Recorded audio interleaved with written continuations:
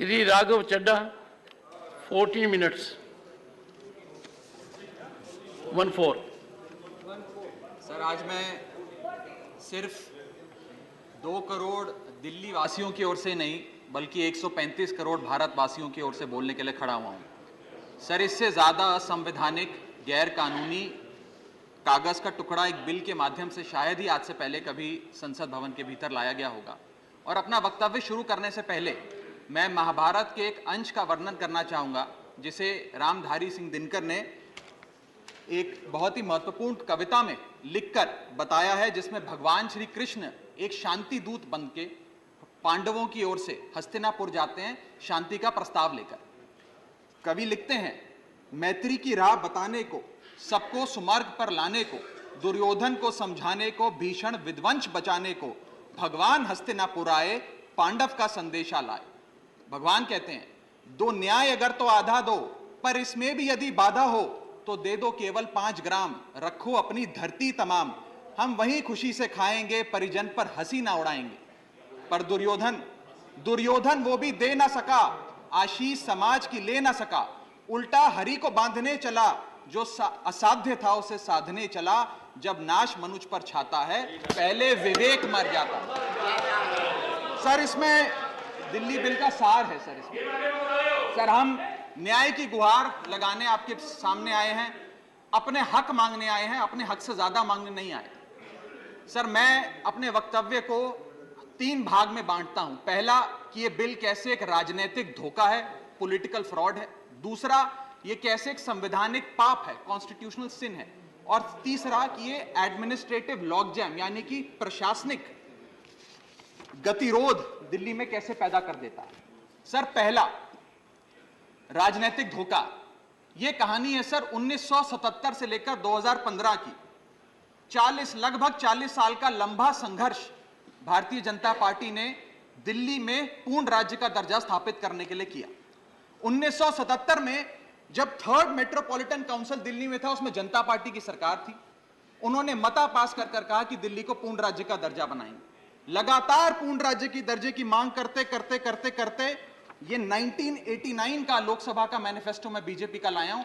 1989 के मैनिफेस्टो में page number 361 पे पॉइंट नंबर 10 पे ये कहते हैं, ग्रांट स्टेटहुड टू यूटी और दिल्ली।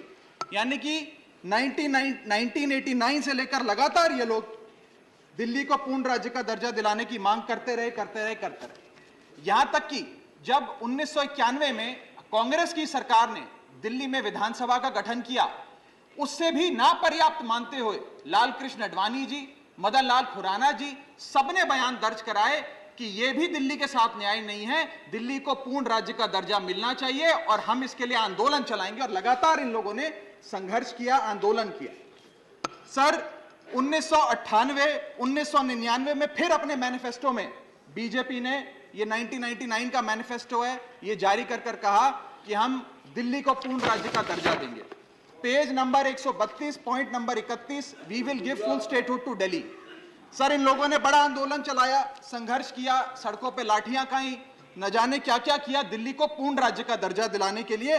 और अंततः वो दिन आया जिस दिन वाजपेयी सरकार और वाजपेयी सरकार के उप प्रधानमंत्री आदरणीय लाल कृष्ण आडवाणी जी इस सदन के भीतर एक बिल लाए, द कॉन्स्टिट्यूशनल अमेंडमेंट बिल 2003, जो दिल्ली को पूर्ण राज्य का दर्जा देता है।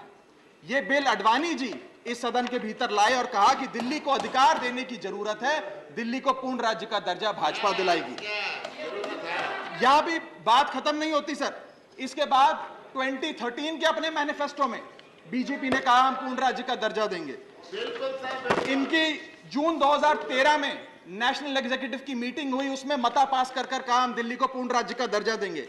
यहां तक कि इनके सांसद डॉक्टर हर्षवर्धन ने बयान दिया कि जब आदरणीय नरेंद्र मोदी जी देश के प्रधानमंत्री बनेंगे, हम दिल्ली को पूर्ण राज्य का दर्जा देंगे। ये इन सब ने सर लगातार बातें कही और दिल्ली को पूर्ण राज्य का दर्जा दिलाने की मांग लगातार भारतीय जनता पार्टी दिल्ली वालों के सामने रखती रही।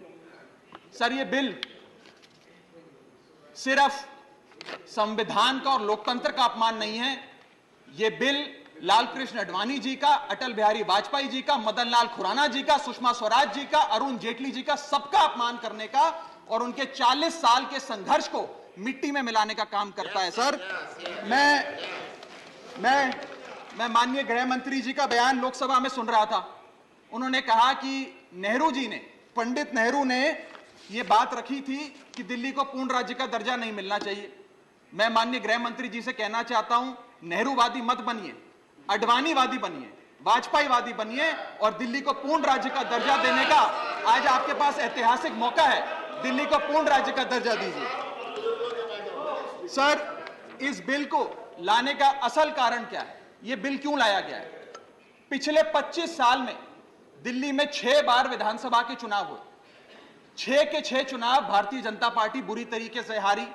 यहां तक कि 2015 और 20 में आजाद भारत के इतिहास की सबसे बड़े जनादेश की सरकार अरविंद केजरीवाल ने दिल्ली में बनाई। क्योंकि ये पिछले 25 साल चुनाव नहीं जीत पाए और अरविंद केजरीवाल और आम आदमी पार्टी के आने के बाद ये जानते हैं कि अगले 25 साल भी ये लोग चुनाव नहीं जीत पाएंगे, तो सरकार को नष्ट करने का काम कर रहे हैं। ना रहेगी सरकार और ना रहेगा चुनावों का महत्व, ना रहेगा बांस, ना बजेगी बांसुरी। लेकिन मैं आज इस मंच से भाजपा से अनुरोध करूंगा कि कम से कम लालकृष्ण आडवाणी जी को न्याय दीजिए, कम से कम उनकी इच्छा पूरी करिए, दिल्ली को पूर्ण राज्य का दर्जा दीजिए। सर, मेरा दूसरा भाग कि कैसे यह बिल एक संवैधानिक पाप है। सर, पहली चीज, ये abuse of ordinance making powers है, आर्टिकल 123 जो संविधान का देता है। संविधान ये कहता है, और वाईवी चंद्रचूड़ साहब का AK Roy versus union of India एक बड़ा महत्वपूर्ण लैंडमार्क जजमेंट है, जिसने कहा कि ऑर्डिनेंसेस सिर्फ आपातकालीन और विषम परिस्थितियों में लाए जाएंगे। ऐसी कौन सी आपातकालीन और विषम परिस्थितियां आ गई कि आपको सुप्रीम कोर्ट के फैसले को 8 दिन के भीतर बदलना पड़ गया? दूसरा सर देखिए सर सुप्रीम कोर्ट की दूसरा बिंदु, यह सुप्रीम कोर्ट का अपमान है। सुप्रीम कोर्ट के फैसले को 8 दिन के भीतर 5 जजों के संवैधानिक पीठ के सर्वसम्मति के फैसले को बदल के आज भारतीय जनता पार्टी ने एक मैसेज दिया है कि हम सुप्रीम कोर्ट को भी चैलेंज करते हैं, सुप्रीम कोर्ट के फैसले को भी नहीं मांगते, आपको जो ऑर्डर जारी करना है करो, हम चंद दिनों के अंदर ऑर्डिनेंस लाकर उस फैसले को बदल देंगे। They have challenged the majesty of the honourable supreme court. Sir, और मैं आपको ये कहना चाहता हूं कि आजकल जो ऑर्डिनेंस लाने की जो एक फेटिश इस सरकार ने देखी, चाहे वो लैंड एक्विजिशन बिल हो, चाहे वो फार्म बिल हो, चाहे ईडी के डायरेक्टर का एक्सटेंशन हो, जो ये सारी चीजें ऑर्डिनेंसेस के माध्यम से इन्होंने करी थी, इस बिल का हश्र भी वही होगा जो सारे पुराने बिलों का हुआ था। सर, थर्ड बिंदु कि कैसे ये बिल संघीय ढांचे को एरोड करता है। हमारा भारत का संविधान और सुप्रीम कोर्ट का 2023 का 2018 का संवैधानिक पीठ का फैसला कहता है कि दिल्ली के पास एक यूनिक फेडरल आइडेंटिटी है, यूनिक कॉन्स्टिट्यूशनल आइडेंटिटी है, और भारत का संविधान जो हमें संघीय ढांचा देता है, जो शक्तियां देता है, उन शक्तियों को एनक्रोच करने का काम यह सरकार करती है, हमसे अफसरशाही और तमाम शक्तियां छीनकर। मैं आपको सुप्रीम कोर्ट का वो एक वाक्य पढ़ के सुनाना चाहूंगा। The majority in the 2018 constitutional जज bench held that while the NCT of Delhi could not be accorded with the status of a state, the concept of federalism is applicable to Delhi. हम पूर्ण राज्य नहीं है, लेकिन फिर भी राज्य का दर्जा एक संघीय ढांचे के परिप्रेक्ष्य में दिल्ली को मिलता है। उसके बाद सर, इन लोगों ने तो कमाल ही कर दिया। आज बिना संवैधानिक संशोधन लाए संविधान को बदल दिया, मात्र एक एक्ट ऑफ पार्लियामेंट से, जो आज तक शायद भारत के इतिहास में कभी नहीं हुआ। सर, इसके बाद ये बिल पार्लियामेंट्री अंडरमाइन करता है प्रिंसिपल्स ऑफ कलेक्टिव रिस्पांसिबिलिटी को। भारत का संविधान कहता है सर कि परमानेंट एग्जीक्यूटिव और पॉलिटिकल एग्जीक्यूटिव मिलके लेजिस्लेचर के प्रति जवाबदेही होंगे। ये प्रिंसिपल ऑफ कलेक्टिव रिस्पांसिबिलिटी है। इसमें से परमानेंट एग्जीक्यूटिव यानी कि अफसरशाही को छीनकर ये पूरी तरीके से कलेक्टिव रिस्पांसिबिलिटी का प्रिंसिपल, जिसपे सरकारें चलती हैं इस देश में, उसे ध्वस्त करता है। और आखिरी बिंदु संवैधानिक अपराध का, ये ट्रिपल चेन ऑफ अथॉरिटी को तार तार करता है sir. Triple chain of accountability ये होती है कि अफसरशाही की जवाबदेही मंत्री को, मंत्री की जवाबदेही लेजिस्लेचर को, और लेजिस्लेचर की जवाबदेही जनता को। इसमें से अगर आप अफसरशाही हटा देते हो तो फिर जवाबदेही की जो ये ट्रिपल चेन ऑफ अकाउंटेबिलिटी ध्वस्त हो जाती है। तो ये काम करके संवैधानिक अपराध एक प्रकार से सरकार ने किया है। सर मेरा आखिरी भाग, ये कैसे एक एडमिनिस्ट्रेटिव हाराकिरी, एक एडमिनिस्ट्रेटिव गतिरोध पैदा करता है। ये कहता है सिर्फ उपराज्यपाल ही ट्रांसफर पोस्टिंग करेंगे एक समिति के माध्यम से, यानी कि अफसर अब मुख्यमंत्री की नहीं सुनेगा, मंत्रियों की नहीं सुनेगा। अगर अब दिल्ली में किसी के घर में बिजली नहीं आ रही, पानी नहीं आ रहा, किसी के बच्चे का स्कूल में दाखिला नहीं हो रहा, तो वो उपराज्यपाल के पास जाएगा, अपने मंत्री मुख्यमंत्री के पास नहीं जाएगा। क्या लोग जानते हैं उपराज्यपाल कहां रहता है? उपराज्यपाल कौन सी विधानसभा से चुनाव लड़ा, उपराज्यपाल ने कौन सा चुनाव जीता? लेकिन सारी शक्तियां एक चुनी हुई सरकार से निकालकर उपराज्यपाल को देता है। यह आगे कहता है सर ये बिल कि हम एलजी को सोल डिस्क्रिशन देते हैं, स्वयं के विवेक से फैसले लेने की तमाम शक्तियां। आज तक उपराज्यपाल और गवर्नर काउंसिल ऑफ मिनिस्टर्स की एड एंड एडवाइस से बाध्य थे, लेकिन यह बिल उपराज्यपाल को सुपरसीडिंग पावर देता है। आगे सर यह बिल जितने भी ब्यूरोक्रेट्स हैं उन्हें एक जुडिशियल अथॉरिटी बना देता है। यह कहता है अफसरशाही तय करेगी कि मंत्री का फैसला सही है कि मंत्री का फैसला गलत है, और अगर अफसर को मंत्री का कोई फैसला पसंद नहीं आया तो अफसर मंत्री का फैसला लागू करने से मना कर सकते हैं। और सर यह बिल अथॉरिटी, कमीशंस और कॉरपोरेशंस बनाने की, तमाम गठन करने की, नियुक्ति करने की शक्तियां सारी की सारी केंद्र सरकार को दे देता है, यानी कि सरकार की चाबी एक प्रकार से केंद्र सरकार को हाथ में पकड़ा देता है। सर माननीय गृह मंत्री जी ने कहा था कि आम आदमी पार्टी एक सुपारी सी जितनी पार्टी है, एक सुपारी जितनी छोटी सी पार्टी है। सर ये वो सुपारी जितनी पार्टी है जो आजाद भारत के इतिहास का फास्टेस्ट ग्रोइंग पॉलिटिकल स्टार्टअप कहलाती है। ये वो सुपारी जितनी पार्टी है जिसने 3 बार भाजपा को दिल्ली में हराया और 2 बार 2015 और 20 में आजाद भारत के इतिहास की सबसे बड़ी जनादेश की सरकार बनाई। ये वो सुपारी जितनी पार्टी है जिसने पंजाब में भाजपा को लगभग शून्य पर लाकर खड़ा कर दिया। ये वो सुपारी जितनी पार्टी है जो 10 साल में राष्ट्रीय पार्टी बनी। ये वो सुपारी जितनी पार्टी है जिसके 161 विधायक और 11 सांसद है। और ये वो सुपारी जितनी पार्टी है जिसका काम देखने के लिए first lady of United states of America और यूनाइटेड जनरल के पूर्व प्रमुख बान की मून आते हैं। सर मैं आज अपने साथी जो आंध्र प्रदेश और उड़ीसा की सरकार चलाते हैं उन्हें कहना चाहूंगा, आपकी जरूर कुछ मजबूरियां रही होंगी जिसके चलते आपने ये फैसला लिया इस सरकार के इस बिल का समर्थन करने में। कुछ तो मजबूरियां रही होंगी, यूं ही कोई बेवफा नहीं होता।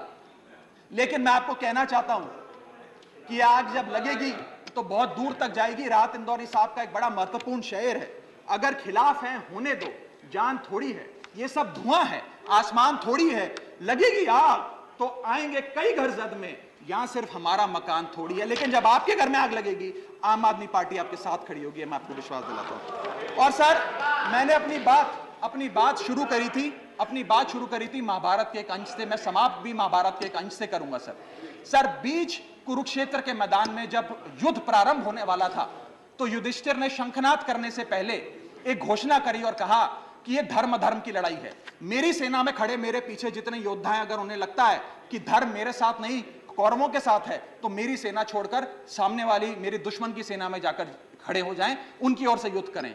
और अगर कौरव सेना में कोई योद्धा है जिसे लगता है कि धर्म युधिष्ठिर के साथ है, पांडवों के साथ है, तो आप कौरवों की सेना छोड़कर मेरी सेना में आइए, मैं बाहें फैलाकर आपका स्वागत करूंगा। उस समय कौरवों का एक भाई युयुत्सु कौरव सेना छोड़कर पांडवों की ओर आया और पांडवों की ओर से युद्ध लड़ा। मैं उसी बात का जिक्र करते हुए आज इस सदन में बैठे तमाम सांसदों को कहना चाहता हूं, राज्यसभा काउंसिल ऑफ स्टेट्स है, हम लोग काउंसिल ऑफ स्टेट्स है, जहां ज्यादा जिम्मेदारी बनती है राज्यों के हकों की, अधिकारों की रक्षा करने की। मैं मांग करता हूं आज आप लोग पार्टी लाइन से ऊपर उठकर, विचारधारा से ऊपर उठकर संविधान को बचाने के लिए, लोकतंत्र को बचाने के लिए इस बिल को हराइए। आज ये इतना असंवैधानिक और गैर कानूनी बिल अगर ये सफल हो गया तो हो सकता है आज के बाद आने वाले समय में ये लोग देश में चुनाव ही ना कराएं, चुनावी प्रक्रिया को खत्म करने से। बहुत बहुत शुक्रिया। Doctor Sasmit Patra, Thank you. 12 minutes. Honorable Chairman, sir.